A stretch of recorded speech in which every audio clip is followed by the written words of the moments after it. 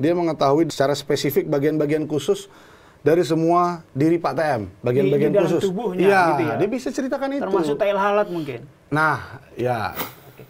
Apakah ada dokumentasi foto segala macam? Katanya ada. Katanya memang ada. Tapi ini nyambung dengan bukan nyambung ya berhubungan dengan karakternya Pak Teddy.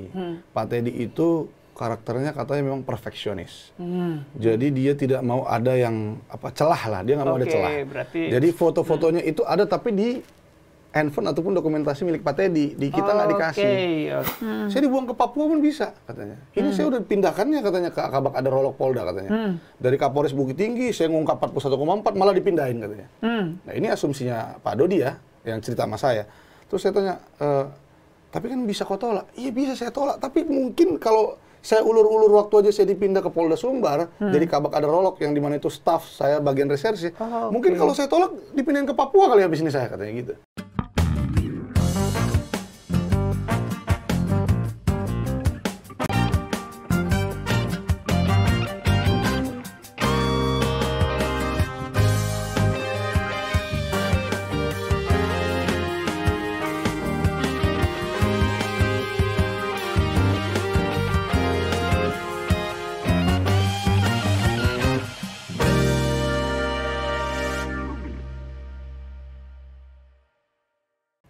Selamat sore, Tribuners dan pemirsa Warta Kota dimanapun Anda berada. Assalamualaikum warahmatullahi wabarakatuh. Salam sejahtera untuk kita sekalian. Om Swastiastu, Namo Buddhaya, salam kebajikan. Bersama saya, Domo Berita, Wakil Direktur Pemberitaan Tribun Network dan pemimpin redaksi Warta Kota. Sore ini kita bincang-bincang lagi tentang hukum. Kasus yang paling hot saat ini adalah menyangkut dugaan peredaran narkoba yang melibatkan pejabat tinggi polisi. Siapa lagi kalau bukan Kapolda Sumatera Barat yang sempat turun telegram penugasan untuk ke Jawa Timur baru 4 hari lalu tertangkap. Kasus ini 14 Oktober 2022 sehingga Pak Teddy Minahasa Putra belum sempat dilantik menjadi Kapolda Jatim. Kasus ini menambah dalam keterpurukan Polri citranya karena saat itu kasus pembunuhan Brigadir Joshua yang melibatkan mantan Kadif Propam Pak Sambo belum kelar. Nah, untuk tahu bagaimana sih kisah sebenarnya, kita bincang-bincang dengan Bang Adril Viaripurba dari Adril Viaripurba Law Firm selaku kuasa hukum untuk 2 orang sekaligus, Ibu Linda Pujastuti terkait dengan kasus ini yang berkenalan dekat dengan Irjen Teddy Minahasa dan mantan Kapolres Bukit Tinggi AKBP Dodi Prawira Negara. Di ruangan ini, di studio Tribun Network di Jakarta, telah hadir Bang Adril Viaripurba. Selamat sore, Bang. Selamat sore. Salam sehat. Sehat selalu, Bang. Cerah betul ya? Ya. Selamat, baru wisuda katanya. Magister Hukum di UI. Selamat sekali lagi. Terima kasih, Bang. Bang, ya. Saya pada kutipan Ibu Linda dalam persidangan 1 Maret lalu mengatakan, dan ini mengagetkan publik, saya itu istri sirinya Pak Teddy Minahasa. Biarpun beliau tidak mengakui. Namun di persidangan tidak lama juga Pak Teddy Minahasa yang disebut-sebut adalah perwira polisi terkaya saat ini dengan harta kekayaan 29M langsung membantah. Kami ingin mengklarifikasi. Saya bantah semua pernyataan Linda itu bohong yang mulia, kata Teddy ke majelis hakim. Namun abang sebagai penasihat hukum seminggu kemudian 8 Maret mengatakan dan mengungkapkan fakta yang menguatkan Ibu Linda bahwa mereka sudah menikah siri di Pelabuhan Ratu, Sukabumi. Bisa diceritakan, Bang? Jadi memang terima kasih Bang Domo sudah diundang ke sini. Jadi memang selang sehari setelah persidangan saya sempatkan waktu karena yang menurut saya itu genting, saya harus langsung ke Rutan Polres Jakarta Barat, ya kan, untuk mengklarifikasi ataupun mengkonfirmasi apa sesungguhnya ceritanya kan gitu. Saya datang ke rutan tersebut, habis itu saya langsung ngomong sama Bu Linda, Bu gimana ceritanya? Kita harus buktikan, saya bilang. Karena saya juga baru tahu kenapa Ibu baru cerita sekarang mengenai istri Siri. Yang saya tahu kan memang Ibu Linda ini sudah menyampaikan ke saya mengenai Laut Cina Selatan, mereka berhubungan. Itu memang saya sudah tahu, tapi untuk nikah siri saya baru tahu pada saat di persidangan itu. Saya juga terkaget. Walaupun mungkin muka saya biasa aja gitu ya, tapi dalam hati saya, waduh ini luar biasa gitu.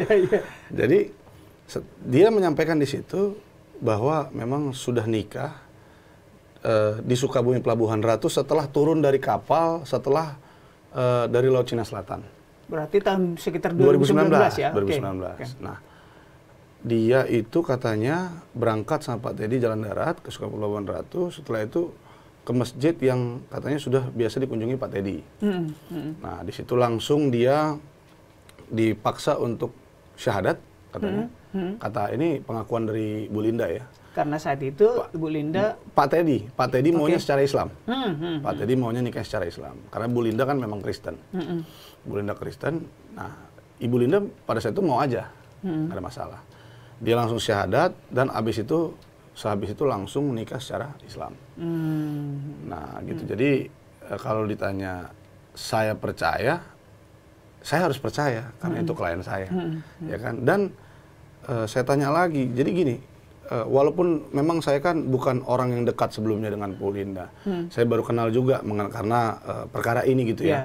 Tapi satu sisi dia bisa membicarakan faktanya secara detail, itu menurut saya. Dia bisa membicarakannya, contohnya di mana itu, terus ustadznya namanya Herman, dia kasih tahu. Terus juga di Laut Cina Selatan itu ngapain aja, ya kan? Bagaimana mereka berhubungan badan katanya yang disampaikan dengan dari Bu Linda di persidangan, itu disampaikan lagi ke saya bahkan lebih secara detail. Contohnya dia sampaikan dia mengetahui mengenai secara spesifik bagian-bagian khusus dari semua diri Pak TM, bagian-bagian khusus. Tubuhnya, iya, gitu ya. Dia bisa ceritakan itu. Termasuk tail halat mungkin. Nah, ya. Kalau tapi kan, jika ada. Ya, memang dibicarakan, tapi saya nggak etis ataupun nggak mungkin bicarakan itu di sini karena memang Bu Linda juga sampein ini off the record katanya. Baik. Jadi dia bisa ceritakan itu dan menurut saya itu detail sekali, bagian-bagian yang diceritakan itu. Makanya saya ya tidak ada salahnya kita mempercayai apa yang dikatakan Bu Linda. Kita lihat juga dari persidangan dia konsisten kan. Kita lihat juga dan dia bilang, saya sempat tanya nih, ini menarik. Saya tanya, kenapa Ibu mau buka? Di dalam persidangan sebelumnya Ibu nggak buka. Nah, jadi gini, kalau sistem kerja di kantor kami itu ada namanya notulensi setiap sidang dan ada evaluasi kami untuk datangin ke kantor rutan untuk evaluasi dengan terdakwa dengan klien. Nah, habis itu notulensi kami buat, besokannya saya kejar tuh anggota kantor saya, kita kejar notulensi hari ini selesai karena besok saya mau ke sana. Habis itu dikejar, selesai langsung ke rutan, ini Bu, notulensinya kan gitu. Dia bilang, Pak Teddy Minahasa ini semua nipu katanya. Semua bohong katanya. Artinya ucapannya di persidangan? Iya, ucapannya di persidangan. Termasuk juga saya samakan beberapa hari ini dengan ahli bahasa kemarin. Itu kalimat penyangkalan kan dalam surat kecilnya Pak Dodi kan.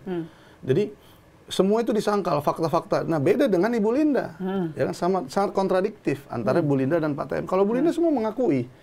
Gitu. Bahkan ditanya sama saksi penangkap kan waktu itu saya tanya, apakah Ibu Linda kooperatif? Langsung ditunjukinnya barang buktinya di mana. Dia yang nyerahkan sendiri. Jadi yang patut kita curigai kan yang menyangkal, yang berbohong. Yang benar, ngapain kita curigai? Kan memang dia selama ini menurut kami ya konsisten gitu. Oke, kembali ke Sukabumi yang di Pelabuhan Ratu. Nama ustadznya atau penghulunya Pak Herman? Pak Herman, kata... Beliau ingatkah nama masjidnya? Nah, untuk nama masjidnya belum saya tanya. Belum saya tanya. Iya, saya juga pengen nanya, betul-betul. Beliau punya semacam saksi, mungkin Pak Herman itu kan, atau ada katanya foto dokumentasi? Walinya itu katanya memang dari masyarakat masjid setempat katanya. Orang masjid lah katanya, pengurus masjid yang menjadi wali langsung diambil. Saya juga nggak ngerti apa memang bisa apa enggak ya. Tapi katanya memang sepengetahuan kata Ibu Linda memang pengakuannya begitu. Oke. Jadi sekali lagi, Ibu Linda tadinya kan masih Kristen, tapi begitu mau nikah, dia mualaf dulu, membacakan syahadat, lalu pernikahan secara agama. Betul. Oke. Apakah ada dokumentasi, foto segala macam? Katanya ada. Katanya memang ada. Tapi ini nyambung dengan bukan nyambung ya, berhubungan dengan karakternya Pak Teddy. Pak Teddy itu karakternya katanya memang perfeksionis. Jadi dia tidak mau ada yang celah lah, dia nggak mau ada celah. Jadi foto-fotonya itu ada tapi di handphone ataupun dokumentasi milik Pak Teddy, di kita nggak dikasih.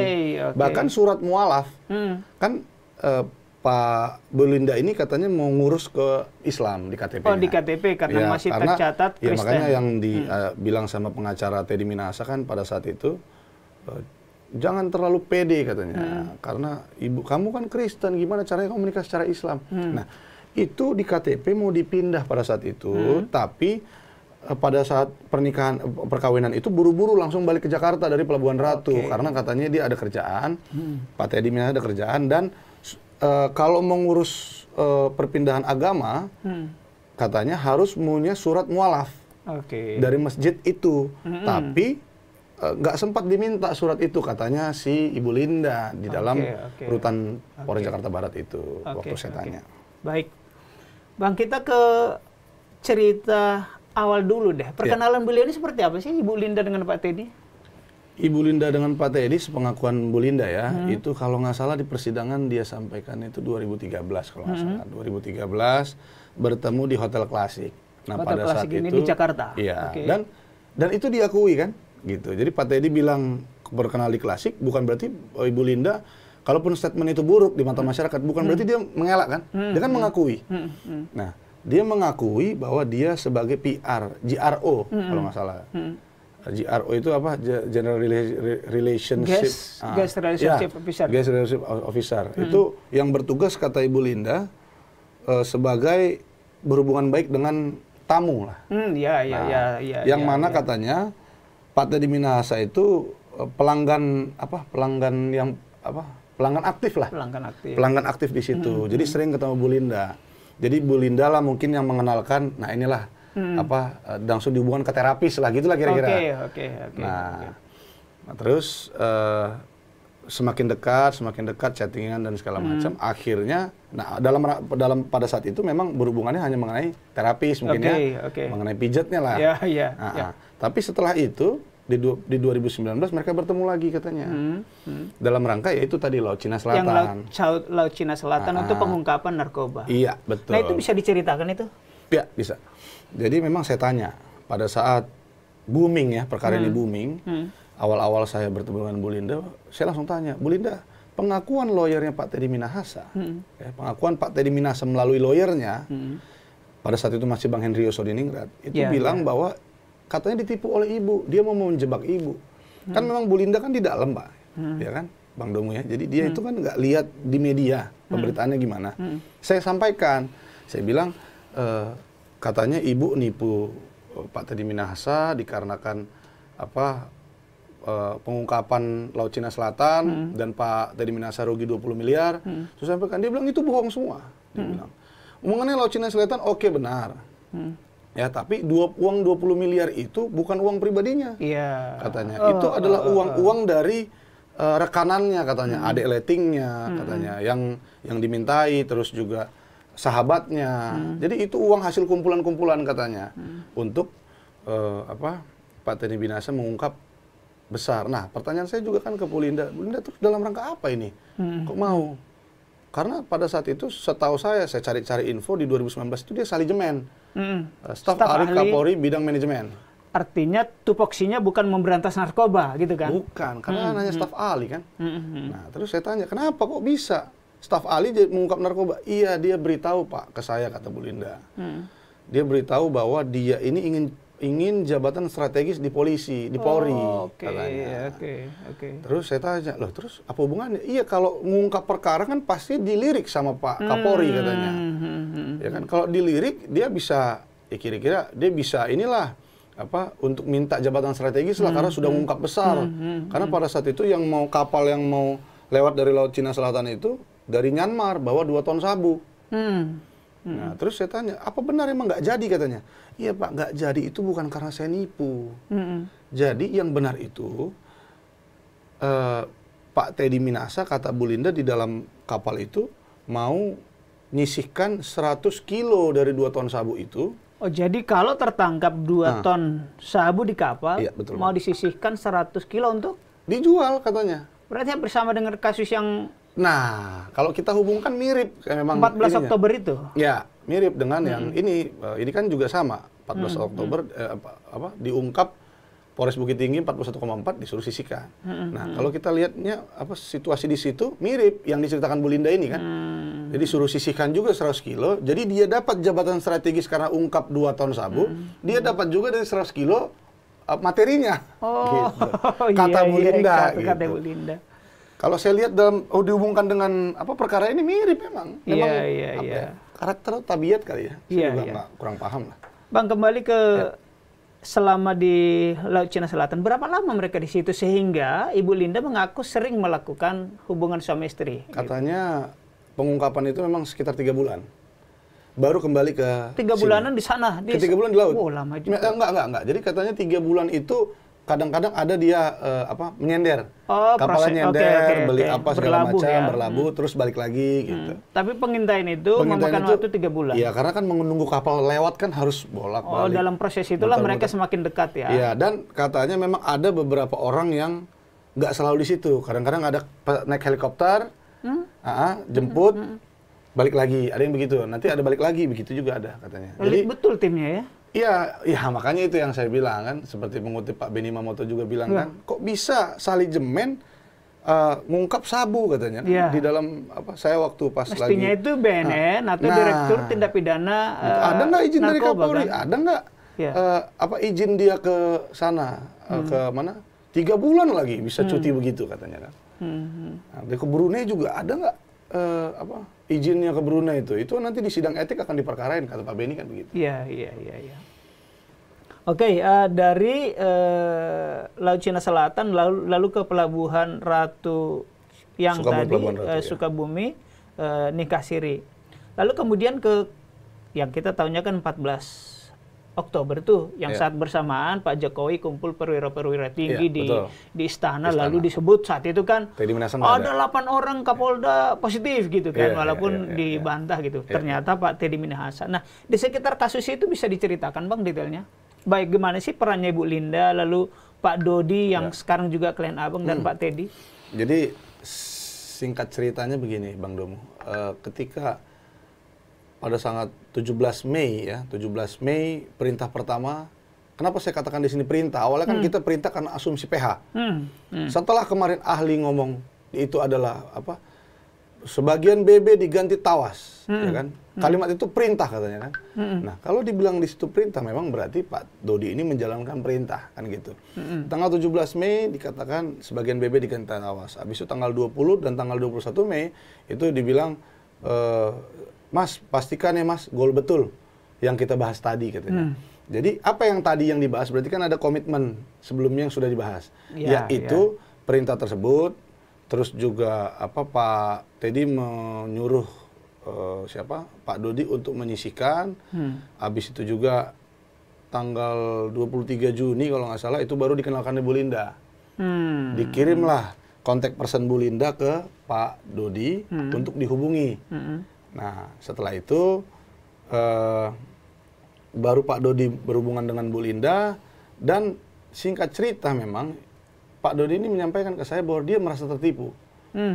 Karena pertemuan awal dibilang itu untuk bonus anggota katanya. Walaupun nggak tahu bonus anggota ini sabunya yang dibagi-bagi untuk anggota atau hasil penjualannya untuk anggota, dia nggak tahu. Habis itu pada saat pertemuan H-1 sebelum rilis tanggal 18 Mei kalau nggak salah 18 Mei dibilang di Hotel Santika tuh bahwa nanti akan ada undercover katanya. Dia sebut akan ada undercover. Ternyata setelah pemusnahan di bulan Juni itu dibilang tolong carikan lawan. Tolong carikan lawannya. Apa itu arti lawan itu apa? Pembeli. Jadi maksudnya wah Yang Pak Dodi semula berpikir itu untuk bonus anggota, atau mungkin itu untuk misi undercover, katanya kan. Bahkan dipikir Pak Dodi katanya, ini mungkin untuk konsumsi Pak TM kali ya, atau rekan-rekannya. Nah, dalam BAP Samsul Ma'arif dan Pak Dodi itu begitu katanya. Mereka berpikir, apa jangan-jangan Pak Teddy pakai ya katanya. Ini buat apa ya? Mereka nggak tahu, Bang. Tapi setelah disuruh cari lawan, nah di situ berasa gila ini. Gue disuruh cari pembeli, gila. Nah, disitulah baru Pak Dodi mengulur-ngulur waktu. Makanya sempat Pak Teddy dalam chatnya ada tuh, Mas, itu Anita Cepu kok nggak dikontak, Mas? Mas sempat beberapa hari Pak Dodi tuh nggak mau kontak sebenarnya, nggak mau. Jadi saya rasa memang benar-benar bahwa klien saya ini ya gitu, diarahkan dia sebagai alat aja. Dalangnya kan, kalau dalam wayang tuh dalang, dalang lah Pak TM itu kan. Nah, alatnya, bonekanya itu sih inilah. Kau kesini ya. Berarti kau dari komunikasi ya. Tadi, Pak TM mengontak Ibu Linda, juga ngontak menugasi Dodi. Artinya dia kontak Linda yang disebut Anita Cepu itu kok belum dihubungi gitu karena ya. ada memang contohnya hari inilah dikasih nomornya. Nah, Pak Dodi itu kalau nggak salah 3 hari atau 4 hari setelah itu baru dikontaknya. Nah, habis itu pun masih ada contohnya dibalas Bu Linda, dia nggak langsung balas, lama-lama balasnya dilama-lamain. Karena dia mau sebenarnya membatalkan peristiwa ini, nggak mau dia gitu. Tapi terus didesak akhirnya kan nggak apa boleh buat, katanya saya hanya seorang AKBP, dia Jenderal Bintang 2. Saya dibuang ke Papua pun bisa katanya. Ini saya udah pindahkannya katanya ke Kabak Ada Rolok Polda katanya. Dari Kapolres Bukit Tinggi saya ngungkap 41,4 malah dipindahin katanya. Nah, ini asumsinya Pak Dodi ya yang cerita sama saya. Terus saya tanya, tapi kan bisa kau tolak? Iya bisa saya tolak, tapi mungkin kalau saya ulur-ulur waktu aja saya dipindah ke Polda Sumbar, jadi Kabak Ada Rolok yang dimana itu staff saya bagian reserse. Mungkin kalau saya tolak dipindahin ke Papua kali habis ini saya, katanya gitu. Ya saya langsung bilang, wah kasihan emang Bang Dodi. Saya pas bertemu dengan Pak Dodi pertama kali belum tentu mau bela langsung, karena saya tahu ini ada hubungannya dengan jenderal kan. Tapi setelah saya dengar pernyataan-pernyataannya, kasihan saya emang lihat dia. Kasihan. Jadi tapi pangkatnya kan sudah perwira itu, Bang. Sudah perwira, Pamen, perwira menengah, betul. Artinya dia masih tetap di bawah kuasa pengaruh seorang Kapolda? Memang saya tanya sama dia, emang bisa? Kamu bilang tadi Pak Dodi bilang dipindah ke Papua? Oh bisa, dia kan koneksinya kemana-mana, ke SDM, Mabes, tinggal dia telepon lightingnya, pindahkan itu, pindahkan ke Papua sana. Oke. Habis dia, bukan berarti Papua buruk ya, bukan. Dalam artian, ya kata dia begitu, jadi saya sampaikan apa yang disampaikan oleh Pak Dodi. Kembali ke Ibu Linda. Ibu Linda ini Abang bisa gambarkan profilnya seperti apa sih, keluarganya, bagaimana usahanya seperti apa? Jadi kalau Bu Linda ini memang saya tanya kan di awal, pekerjaan Ibu apa? Ya memang saya itu banyak bantu-bantu orang jual-jual pusaka katanya. Seperti pengakuan di persidangan juga. Di fakta persidangan kan dia mengaku jual pusaka, dia juga jadi cepu. Cepu itu apa ya bahasa baiknya, agent lah. Yang bekerja sama dengan polisi dalam hal pengungkapan penyelundupan narkoba. Karena kan banyak narkoba itu kan mungkin diselundupin dalam kotak kardus lah segala macam. Nah itu semua misi rahasia itu dibantu oleh Ibu Linda karena dia koneksinya sampai kemana-mana memang. Kalau dia tadi Abang istilahkan cepu adalah agent, kalau kami dulu di reporter itu cepu itu semacam gini, gambarannya gini. Ada satu peristiwa, lalu digerebek polisi, misalnya katakan sabung ayam. Digerebek polisi, ada melaporkan dari lapangan. Ya, betul. Nah, yang melaporkan itu nanti ditangkap juga. Tapi dia nggak ikut proses cepat keluar. Karena dia sebagai intel gitu. Nah, di kami itu cepu, apakah Ibu Linda ini kira-kira begitu? Dia hanya memberi informasi. Dia hanya memberi informasi. Akan ada tuh kapal yang lewat. Setelah itu ditangkap, nah dia dapat apresiasi. Apresiasinya dalam bentuk apa? Dan dia jujur dalam persidangan, dia dapat uang. Nah, kan gitu, dia dapat uang. Karena memang kan informasi itu mahal, kan? Dan menurut saya layak diapresiasi dengan uang itu. Karena contohnya lah, pengungkapan itu contohnya 2 ton sabu, dia contohnya hanya diapresiasi 100 juta. 100 juta itu dengan kalau beredarnya 2 ton sabu itu, bagaimana rakyat Indonesia banyak yang hancur, ya keluarganya, masa depannya, karena 2 ton sabu dibandingkan hanya dibayar 100 juta, kan gitu. Sebenarnya malah tidak senilai 100 juta contohnya ya. Berarti Bu Linda ini bukan bagian dari bagian dari bandar atau bukan sih? Bukan bagian dari bandar. Dia hanya mempunyai koneksi katanya. Oh, kenal orang-orang. Kenal orang-orang di sana. Contohnya di Thailand dia kenal orang pajaknya atau orang mana yang akan masuk nih katanya. Lewat katanya. Nanti dia diinfoin katanya. Dari birokratnya dia kenal ya, bukan betul. Pelakunya ya. Bukan pelakunya dan katanya memang bukan penjahatnya. Mantan penjahat juga ada. Katanya mantan penjahat yang pernah berhubungan, saya juga nggak tahu apa kenal di Klasik, apa kenal di mana ya. Yang jelas dia nggak memberikan informasi kepada saya terlalu dalam karena saya tanya, dia bilang ya saya hanya bisa kasih tahu sebatas itu karena ini rahasia katanya. Kalau saya kasih tahu mungkin bisa habis semua koneksi saya itu katanya. Oh itu jadi yang dijaga sama dia. Itu yang membuat istilah nama dia Cepu ya. Anita Lalu Cepu. kalau nama Anita, itu nama apa itu? Oh iya, kalau masalah Anita itu memang saya tanya, kenapa kok Pak Teddy Minahasa yang menamain kamu Anita? Iya memang kenalnya di Klasik dulu, Anita. Jadi ibarat nama panggung. Iya, jadi memang katanya di Klasik itu baik terapis, baik GRO semua itu nggak ada nama asli sesuai KTP. Nama ini nama samaran lah ya. Gitu. Jadi nama di Klasik Anita, Cepu dilekatkan karena itu tadi karena Pak Teddy mungkin ya, karena Pak Teddy katanya pernah dengar dari temannya dia cepu bagus lah, yang banyak informasi. Jadi itulah dimanfaatkan. Wah ini Cepu, saya kenal juga di Klasik, mungkin ya. Di wah ini untuk naik jabatan, saya pakailah kan gitu. Nah belakangan kan beredar informasi juga bahwa suaminya Ibu Linda meninggal dihukum mati karena narkoba, itu gimana tuh? Itu nggak benar.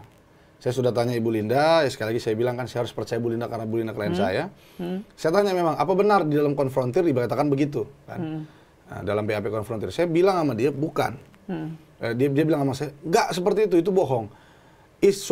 Suami saya itu sama saya pisah bercerai katanya. Tapi nggak ada hubungannya dengan narkoba. Dia sampaikan begitu. Jadi kalau yang dikatakan di konfrontir itu disanggah, dibantah oleh Bu Linda dan itu tidak benar katanya. Oke, berarti saat Ibu Linda ini punya hubungan spesial bahkan nikah tadi dengan Pak TM, itu sudah status tidak bersuami? Iya. Oh iya betul. Dia sudah nggak bersuami, ya? Dan satu lagi, kalau kita lihat di fakta persidangan ada nggak disebutkan soal itu dari Teddy? Kan nggak ada lagi. Oh, yang soal meninggal karena... Nggak ada. Itu dikonfrontir dia bunyikan, tapi di persidangan dia nggak ada bunyikan. Setahu saya ya, seingat saya, baik di sidang saya terutama ya. Kalau di sidangnya Pak Teddy kan saya nggak bisa ikut campur kan. Tapi setahu saya lihat di Kompas beberapa kali kan, di media, memang nggak ada. Dia nggak pernah nyebut soal itu. Oke, kita ke Pak Dodi. Ya. Nah Pak Dodi tadi kan terlibat. Apakah dia sudah sering melakukan seperti ini menurut pengakuannya? Kerjasama dengan Pak TM? Oh tidak pernah. Tidak pernah. Dan kalau hubungannya dengan Pak Teddy, ya kita balik sedikit, hubungan dengan Pak Teddy baru di situ. Jadi sebelumnya dia belum pernah bekerja sama dengan Pak Teddy. Dia belum pernah jadi bawahan, dia belum pernah kenal secara emosional, tidak pernah. Jadi dia sampaikan ke saya, kalau Pak Teddy memerintah saya tukar sebagian BB dengan tawas atau ganti sebagian BB dengan tawas, dan Pak Teddy mengungkap dalam BAP itu adalah bercanda, saya juga nggak tahu dia bercanda katanya. Saya baru kenal Pak Teddy itu ketika saya Kapolres Bukit Tinggi dan dia Kapolda saya, hanya di situ. Jadi belum lama katanya. Jadi saya nggak tahu kalau andai kan itu bercanda. Kalaupun dia bilang bercanda, gitu. Jadi perkenalan mereka tuh hanya sekedar atasan dan bawahan, hanya itu, tidak ada lebih. Dan kalau ditanya apa pernah, belum pernah Pak Dodi katanya mempunyai pimpinan seperti ini, ya, menyuruh melakukan, kalaupun mau menguji katanya, menguji dengan cara menyuruh melakukan tindak pidana katanya. Itu kan nggak masuk akal kata Pak Dodi. Kenapa sih kata Pak Dodi, kok Pak Teddy itu nggak ngaku aja kayak saya, ngaku aja katanya. Dia ngomong seperti itu ya. Kasihan memang lihat Pak Dodi ini karena kan cita-citanya besar sebenarnya kan, pengen jadi seperti ayahnya kan. Jenderal gitu. Jadi ya pas Apol 2001 ya, makanya pas pertemuan pertama kali dijenguk itu, waduh itu menurut saya momen yang ngeri ya. Dihormat, dia sujud kepada bapak ibunya. Terus abang ada ya? Ada saya pertama kali. Terus dia sujud ibunya, dia sujud bapaknya, dia bilang, dia hormat ke bapaknya, dia bilang gini, sambil nangis, maafkan aku ayah, aku tidak bisa purna tugas seperti ayah katanya. Waduh, Itu saya pun jujur langsung. Iya. Karena kasihan sekali. Agak sedih. Ya, karena kasihan, karena bapaknya kan menyelesaikan purna tugas dengan baik sebagai jenderal bintang 2 yang tidak pernah cacat bermasalah. Dia karena diperintah ini jadi bermasalah gini kan. Bahkan di persidangan dia sampaikan bahwa bukan hanya Pak Teddy itu bukan hanya mengorbankan saya tapi keluarga saya. Kan dia punya anak. Sekarang anaknya kehilangan faktor orang tua, faktor ayah. Saya juga sebagai ayah, dia kasihan lah, kasihan semua. Saya harap hakim mempertimbangkan itu kan. Apakah ada usaha dari penasihat hukum untuk mengajukan misalnya justice kalau benar? Pasti kami ajukan kembali. Pasti ajukan kemarin kembali. memang ada belum dikabulkan ya. Di LPSK belum dikabulkan, walaupun dalam suratnya LPSK bilang tidak diterima dikarenakan pengungkapan perkara ini bukan oleh Pak Dodi namun oleh penyidik Polda Metro Jaya. Tetapi di bawahnya dikatakan pas nomor berapa saya lupa. Keterangan Pak Dodi, Ibu Linda dan Samsul Ma'arif sangat penting untuk mengungkap perkara ini katanya. Nah, yang ketiga rekomendasi mereka Pak Dodi dan Pak Teddy Minasa agar dipisah karena takut kan. Karena kan harusnya kan dilindungi LPSK. Jadi mereka memberikan rekomendasi. Terus alternatif lain katanya opsi lain kami membuka ruang selebar-lebarnya untuk Pak Dodi bermohon lagi tapi hanya perlindungan aja. Tapi bukan sebagai saksi pelaku, bukan sebagai JC gitu. Makanya di situ kan dibilang keterangan Pak Dodi sangat penting dalam mengungkap perkara. Nah, dalam fakta persidangan juga dibilang saksi penangkap AKP Trihamdani dikatakan Pak Dodi lah yang paling mengungkap perkara ini. Yang nangkap ngomong begitu. Kalau tidak kan mereka tidak bisa tahu. Kalau bisa kan Pak Dodi hapus chat kan bisa. Iya. Kan ada ruang dong pada saat ditangkap kan. Tapi kenapa Pak Dodi nggak ungkap? Pada saat itu saya tanya, kenapa? Nggak ada yang perlu ditutupi. Ya kan? Bahkan katanya dia langsung buka handphonenya, dikasih sama polisi. Ini Pak, saya pada saat itu. Dia langsung kasih tahu, ini Pak Teddy. Langsung geger lah kan. Mau nangkap jenderal bintang 2 karena setelah itu kan. Iya. Polda kan gitu. Bang, sedikit kembali ke Bu Linda tadi yang juga jualan-jualan barang-barang pusaka. Keris ya. Ya, itu kemana? Ke Sultan Brunei ya? Ke Brunei. Apakah Ibu Linda memang kenal dengan pihak Istana Brunei? Kalau saya tanya pada saat itu kan sempat disinggung kan di dalam BAP Pak Teddy. Mereka ada ke Taiwan katanya. Habis itu mereka ada juga ke Brunei. Mereka ini Ibu Linda sama Pak Teddy? Betul, berdua. Nah, dan sudah dibuktikan oleh anaknya Bu Linda, Bu Dina. Ditunjukkan paspornya Bu Linda kepada saya, memang ada ke Brunei. Oke. Memang ada. Tahun berapa itu? 2019 juga, akhir tapi. Oh, berarti setelah dari Laut Cina Selatan? Iya, Oke. betul. Dalam satu tahun itu mereka ada tiga negara. 2019, Laut Cina Selatan, ke Taiwan, habis itu ke Brunei. Nah, di Brunei itu memang katanya, Pak Teddy ini katanya suka jual keris. Jadi, Bu Linda memang tanya, keris-keris yang kamu jual ini kamu dapat dari mana? Ada beberapa katanya dari Singosari. Kerajaan Singosari. Ya, ada dari Malang juga. Iya, bekas kerajaan. Dan ada beberapa orang yang dari sana langsung datang ke kantornya Pak Teddy untuk nawarin gitu loh. Oke, menawarkan. Ini keris, ini bagus dan segala macam. Nah, setelah keris itu dia beli dari pengepul katanya. Pengepul dari Singosari dan beberapa rekannya ya, penjual-penjual gitu. Itu nggak langsung dijual. Itu katanya diperbaiki dulu. Dilapisi dengan emas, katanya ditempelkan gading dulu, dibagusin lah. Makanya ketika surat mereka buat kayak penjualan lah ya, kayak draft yang mau dijual, apa aja kerisnya dari mana, itu kondisinya 99% katanya, tertulisnya gitu. Karena nggak murni, katanya kalau memang dari Singosari nggak 100%, karena ada yang diperbaiki dikit, direnovasi dikit gitu. Makanya setiap detail yang disampaikan itu nyambung, Bang Domo. Dan ada transaksi dengan Kesultanan atau hanya menawarkan? Katanya belum sempat karena terlalu mahal. Satu keris itu dinilai 100 miliar oleh Teddy katanya. Wow. Luar biasa. Wow. Nah, makanya menarik karena Ibu Linda menyampaikan ke saya itu selalu dimanfaatkan Pak katanya. Koneksi saya ini. Udah badan saya dimanfaatkan. Yang pertama, yang kedua, koneksi saya untuk cepu-cepu ya, untuk bandar dan segala macam itu dimanfaatkan juga agar dia dapat posisi strategis kan. Habis itu juga dia mau jual 100 kilo tadi. Nah, itu kan dimanfaatkan semua. Tambah lagi ke Brunei. Ya kan? Dimanfaatkan juga koneksinya ke mana? Koneksinya ke Kesultanan Brunei untuk jual pusaka tadi. Jadi ya itu katanya saya baru sadar emang saya selama ini dimanfaatkan ya, katanya gitu.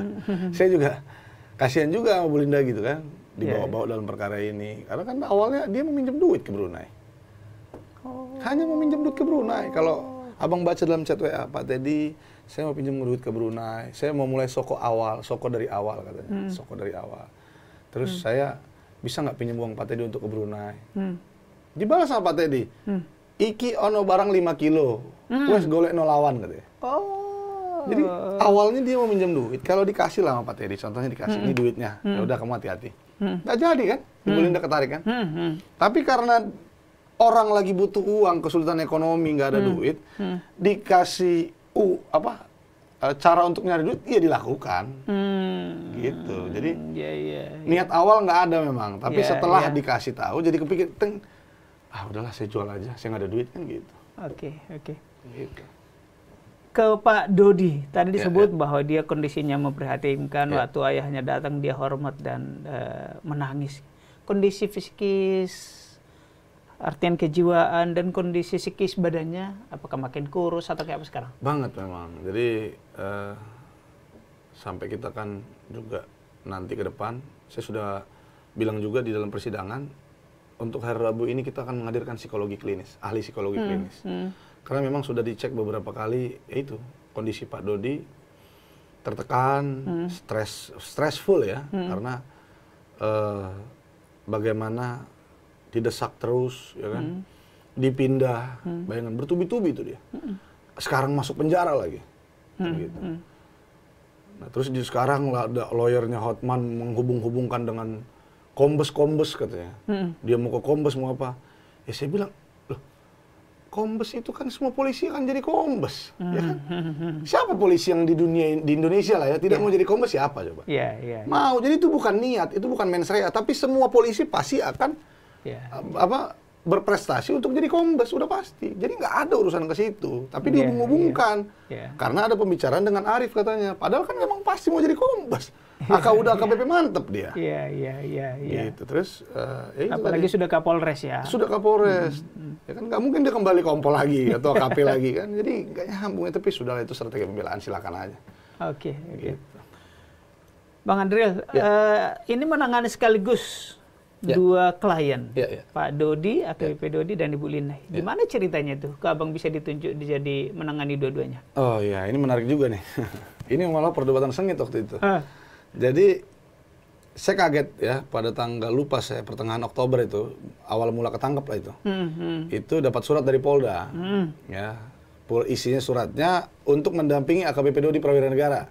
Itulah kira-kira. Diundang untuk mendampingi AKBP Dodi Prawira Negara. Jadi surat ini awalnya dari Polda dari ya? Polda.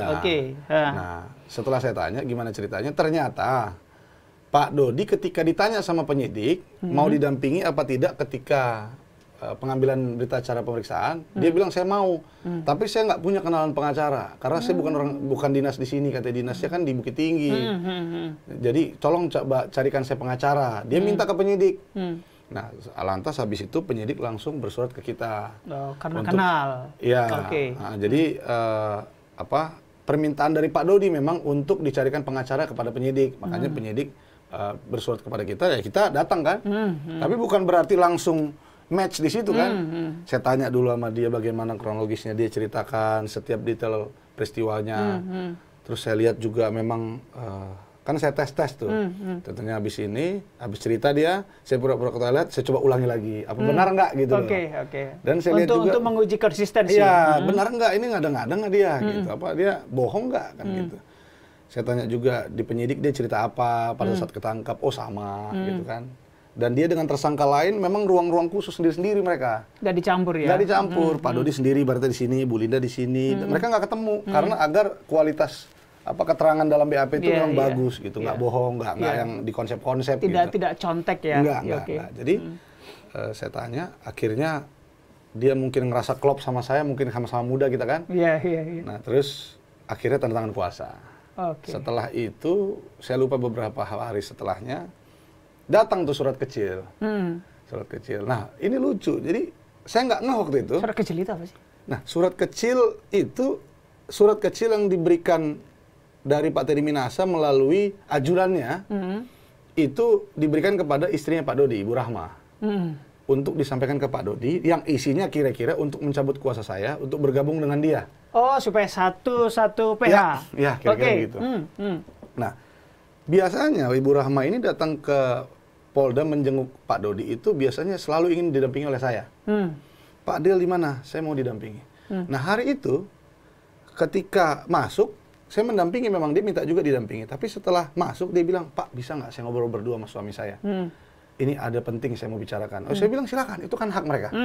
Saya kasih. Saya izin sama penyidik, Bang, izin, boleh tidak? Mereka berdua, boleh katanya, silakan. Habis mereka ngobrol, saya lupa, saya nggak dengar ya gimana. Pokoknya saya dipanggil langsung. Adil, sini. Yang manggil? Pak Dodi. Oke. Dia keluar dari ruangannya, dia manggil saya. Ini ada surat dari Teddy Minasa. Saya kaget. Surat dari Teddy Minasa, gimana caranya? Ini kan di Patsus, di penjara juga, di rutan juga. Kok bisa ngirim surat? Diceritakan sama Bu Rama. Saya ditelepon oleh, saya lupa, Pak Aryo kalau nggak salah, ajudannya. Saya diminta untuk ketemu di lapangan Polda Metro Jaya, lapangan tengah yang banyak mobil parkir. Di situ di tiangnya, tiang benderanya, untuk ketemu dan diserahkan. Nah, itu Ibu Rahma pun ada foto itu mukanya, ada semua lengkap, nomornya yang hubungi ada, fotonya ada, lengkap semua. Jadi habis itu saya baca mencabut kuasa saya dan segala macam lah ya. Terus saya tanya, ini gimana? Ya menurut Pak Adil gimana ini? Saya tahu mungkin ada gejolak keraguan, ada bimbang segala macam, karena kan memang ya pastilah banyak yang dijanjikan kan begitu, sudah pasti. Saya hanya bilang satu poinnya. Kalau kau mau berbohong, Pak Dodi, Bang Dodi, saya bilang, pasti akan ada satu kebohongan yang kau buat, akan ada kebohongan lanjutan yang akan kau buat. Ya kan, itu saya bilang. Dan saya tegasin, kalau mau ikut skenario ini, ya, kalau mau ikut skenario ini, saya bilang, saya mundur, saya nggak mau. Saya bilang gitu. Silakan kalau mau berbohong, tapi saya nggak mau. Nah, di situ Pak Dodi langsung teriak, saya juga nggak mau. Kita robek aja nih. Saya bilang jangan. Itu untuk jadi bukti di persidangan. Jangan. Sayang. Abang sempat baca isi suratnya selain tadi minta abang mundur. Adakah sesuatu misalnya skenario buang badan ke Arif ada. Arif itu yang sipil ya? Yang sipil, betul. Buang badan ke Arif. Satu saksi bukan saksi. Ya ibaratnya dia mau menggiring agar kan pertemuan di Hotel Santika nggak ada saksi. Kira-kira gitu. Kan hanya mereka berdua memang. Nah, terus buang badan ke Arif. Terus skenario ;2. Penangkapan Anita, tetapi Arif yang melanggar katanya. Ngerti nggak? Nah, kira-kira skenarionya tuh mau dibuat misi penjebakan ke Linda ini, Anita, tapi Arif itu yang melanggar rencana. Kira-kira mau dibuang. Arif itu ajudannya siapa? Kapolres, Bang Dodi. Anggota juga, sipil ya? Oh enggak, sipil. Sipil ya? Dia kan udah ikut Pak Dodi 14 tahun. Berarti skenario-nya kira-kira anggota tidak ada yang kena, menjadikan Ibu Linda dan Arif, sipil semua? Kira-kira begitu. Oke. Nah, jadi ibaratnya Pak Dodi udah benar. Tulis tangan itu? Tulis tangan. Tulis tangannya dan Pak? Diakui oleh Pak Teddy. Oh, diakui juga ya? Di persidangan. Kan Pak Dodi buka itu semua, izin yang mulia, saya membacakan. Pas kami ke depan, ini tulisan tanganmu, kata majelis. Benar yang mulia. Saya kaget itu. Diakui sama dia. Alhamdulillah, puji Tuhan kan gitu. Iya. Jadi memang. Jadi dia mau bikin skenario kayak Sambo juga berarti. Nah, tapi bedanya skenario mungkin yang di kasus sebelah itu di awal kan? Iya. Di awal terus akhirnya Barada Eliezer lah yang mengungkap. Kan gitu. Kalau ini AKBP Dodi sudah mengungkap walaupun belum secara keseluruhan. Setelah itu mau dibuat skenario. Makanya cabut seluruh BAP kamu yang memberatkan saya. Kamu harus bergabung dengan saya kan gitu. Masih banyak lagi tuh. Oke. Ada dalam surat. Jadi ada keinginan Pak TM juga untuk Dodi berada dalam satu PH dengan dia ya? Iya, betul. Makanya kan selain surat kuasa itu ditunjukkan langsung depan saya. Ini Pak Adil. Apa ini Pak? Kok Henry Yoso? Saya bilang kan. Saya buka mapnya. Lengkap. Udah ada pencabutan kuasa, udah ada pulpen di situ, sudah ada surat kuasa baru. Yaitu udah ada materai lagi kita tempel. Oke. Lengkap, tinggal tanda tangan aja. Tapi Pak Dodi dan Bu Rahma di situ langsung bilang, ya itu, saya menolak ini semua, saya mau mengungkap konsisten, saya bilang, ini langkah awal yang bagus, saya bilang. Karena apa? Kejujuran itu, kalau dimulainya dengan kejujuran, hasilnya pun pasti lebih baik. Saya bilang gitu. Percayalah Bang Dodi. Tapi kalau Bang Dodi bohong, cobalah sekali satu aja kebohongan abang buat. Udah ke depan akan bohong, abang buat cerita baru lagi, cerita baru lagi. Iya. Ya pasti begitu. Makanya kan kita lihat sekarang kan, menarik saya tes pada saat itu. Apa Trawas ini? Kenapa Tawas kan gitu? Dia bilang kecamatan. Nah, kita lihat ya kan, yang mengada-ngada siapa, yang aneh-aneh siapa. Di BAP dia sampaikan kan? Apa maksud dari BAP saksi kan ada. Kami kan dapat BAP saksinya di dalam bundel perkara kan. Kenapa BAP kenapa tukar BB dengan Tawas ini maksudnya apa? Dia bilang untuk menguji Dodi. Berarti itu BB sabu kan? Tawas itu berarti kan garam itu kan? Kan Tawas itu garam, agak garam. Agak warna-warna putih lah ya kan? Jadi kan dia mengaku itu Tawas, secara tidak langsung ya. Dia mengaku itu Tawas, itu sabu. Tapi setelah saya tanya, apa itu Trawas? Dia bilang itu kecamatan. Jadi menurut saya kelihatan masyarakat itu pintar. Saya yakin pintar menilai mana yang benar, mana yang salah, mana yang bohong-bohong, tipu-tipu, mana yang asli kan kita tahu lah harusnya. Oke, mendekati ujung kita, Bang. Ya, siap. Belakangan kan penasihat hukumnya TM berganti ke Hotman. Betul. Ya, beliau ini kan pengacara terkenal lah ya gitu. Sangat terkenal, senior saya itu. Nah, dalam proses ini apakah ada langkah seperti tadi Henry Sediningrat minta supaya abang mundur? Ada nggak sih campur-campur seperti itu permintaan atau katakanlah orang-orang lain yang apalagi melihat pernyataan Ibu Linda yang istri Siri segala macam, ada nggak teror terhadap abang? Kalau terhadap saya nggak ada. Kalau terhadap saya pribadi ya, atau mungkin saya juga nggak tahu apa mereka dari awal ngelihat ini anak muda keras. Dari awal saya koar-koar mengenai Pak Teddy Minahasa adalah inisiator, penggagas kan gitu. Mungkin mereka melihat saya juga ini kayak nggak bisa diganggu. Jadi mereka mungkin masuknya ke keluarganya. Makanya Pak Maman, bapaknya.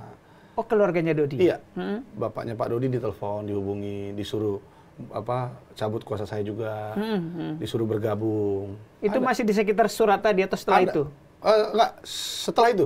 Setelah itu pun masih ada ya? Setelah surat itu dia telepon Pak Maman dan Ibu Rama. Nah isinya, apakah Pak Dodi sudah menerima surat dari saya? Ada itu. Nah itu Rabu depan ini, ya, Rabu ini akan ada di persidangan Ibu Rama dan Pak Maman. Jadi saksi yang meringankan Pak Dodi. Nah jadi memang tidak lewat saya secara pribadi, cuman intervensi tidak langsung ke saya, tapi impactnya kan ke saya, karena disuruh cabut kuasa saya, ya kan. Nah kita berkaca aja coba, berilustrasi lah ya. Kalau saja Pak Dodi menerima itu surat, menerima saya dicabut, ikut skenario, ya kan, rusak nggak ini peristiwa, rusak nggak ini perkara, pasti rusak karena nggak jadi terang kan. Pak Dodi pasti menyangkal, kan, gitu. Pak Dodi pasti bilang, oh nggak ada Pak Teddy, ya kan, bahkan dia mungkin dibayar mahal. Bisa aja dia berkorban kan, karena dibayar mahal kan. Oh, ini apa namanya? Ini semua saya kok, kan bisa. Tapi Pak Dodi nggak mau. Nah makanya saya sangat berharap JPU dalam tuntutannya dan hakim dalam vonisnya itu mempertimbangkan bahwasanya harus kita apresiasi kejujuran Pak Dodi ini. Karena kan ya kita lihat dari kasus sebelah, kejujuran itu bernilai. Nah saya harapkan juga kejujuran di sini bernilai.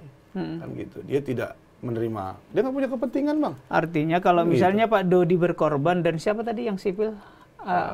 Arif, ada Linda. Sama Linda, katakanlah 2 atau 3, maka masternya akan bebas dan dia akan bisa melakukan hal seperti itu lagi ya, kemungkinan ya. Dalam hal ini Pak TM ya. Dia pasti akan lebih bisa, dengan kuasanya dia bisa melakukan semua, Bang. Oke.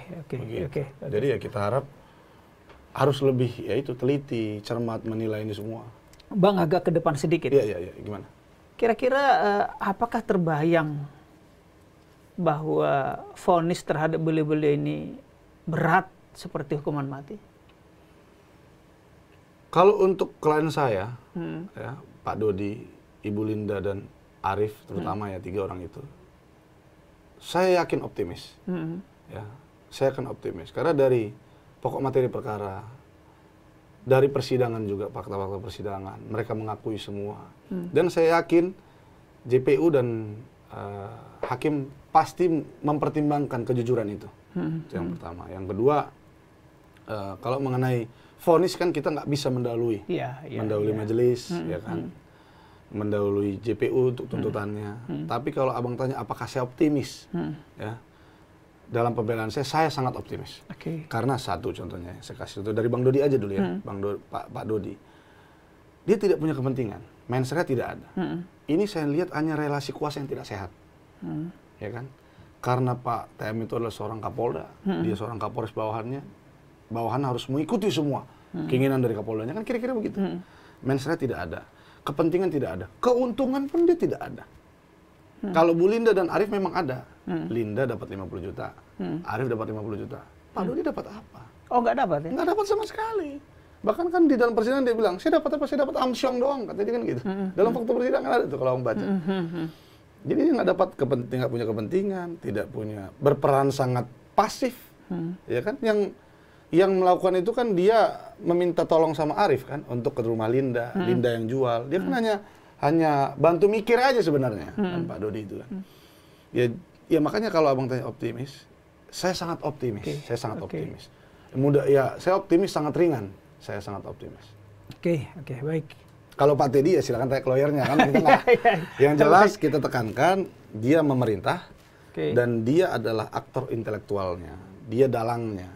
Aktor intelektual itu seperti kata ahli BNN dikatakan aktor intelektual ataupun bandar itu tidak perlu melihat sabunya, tidak perlu memegang barangnya, ya kan? Dan bahkan ahli BNN selalu bilang bandar itu jarang yang positif kan, semua orangnya negatif. Kalau dites ya, Jadi jelas banget dari dugaan awal kami Pak Teddy lah bandarnya, dugaan kami dari awal kan, gitu. Oke.